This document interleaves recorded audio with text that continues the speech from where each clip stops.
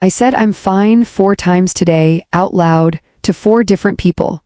And I don't think I meant it once. Not because anything's actually wrong, just because my mind's been so loud lately that fine was the only word short enough to get out before the next thought crowded in.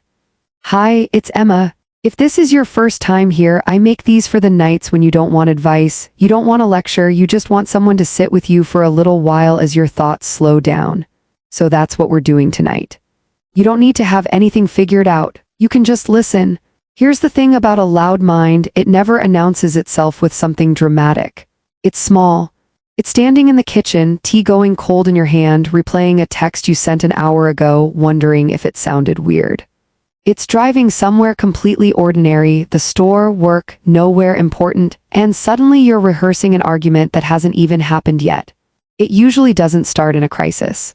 It starts in the quiet, ordinary gaps where there's finally space for your mind to fill. So let's talk about that space, what's actually happening in it and what to do with it. First thought I want to hand you, your mind isn't broken when it's loud. It's just been shaken. Think of a snow globe, sitting still, everything inside settles at the bottom, calm, clear. But shake it, one bad meeting, one hard conversation, one scroll through everyone else's highlight reel, and suddenly everything's swirling. And here's what nobody tells you, you can't think your way to clear while it's still swirling. You can't reach into a snow globe and pick the glitter out one piece at a time, you just have to set it down, let gravity do what it does. Let it settle on its own time, not yours. I remember a night, maybe 2 years ago, sitting on my kitchen floor at 11 p.m. because the couch felt too far away, trying to figure out why I felt so unsettled. I made lists. I journaled furiously. I was trying to pick the glitter out by hand, and the more I dug, the more it swirled. It wasn't until I actually stopped, made tea, sat by the window, did nothing for 20 minutes that things started to settle. Not because I solved anything, because I finally set the globe down. So if your mind feels loud right now, here's the reframe. I don't have to think my way out of this tonight, I just have to let it settle. Say that one to yourself sometime. It takes the pressure off completely. And once it settles a little, that's usually when you notice the second thing. A lot of that noise isn't even your voice. It's an old station that got stuck on repeat. You know how sometimes you're driving and the radio's on, and you're not even really listening, it's just background. Until suddenly you catch a lyric and go, wait, is this still playing? That's the inner critic for a lot of us. It's not a fresh thought. It's an old recording, something a teacher said, something an ex implied, something you absorbed as a kid without even choosing to, and it just plays low in the background of everything, until it gets loud enough that you mistake it for your own present tense opinion of yourself. I had a station like that for years. It said I was too much. Too sensitive, too intense, too something. I didn't come up with that line. Someone said it to me once offhand, probably didn't even remember saying it. But I kept the station on repeat for a decade. Here's what helped. I started asking whenever that voice got loud, is this actually mine or is this just an old station still playing? 9 times out of 10, it's inherited. And once you can name it as inherited, it loses some of its authority. You can reach over and just change the station. Let's keep going because there's one more piece to this, and it's the one most of us live in every single day without even clocking it. The exhaustion you're feeling might not be about doing too much. It might be about having too many tabs open. You know how your phone or your laptop starts running slow, getting hot, the battery's draining fast, and it's not because any one app is doing that much. It's because you've got 30 tabs open, a half-written email, 3 group chats, a reminder about a bill, something you saw on someone's story that you're still turning over. None of them are heavy on their own. But all open at once, all quietly running in the background, that's what drains you. That's why you can do nothing all day and still feel wiped out by 6 p.m.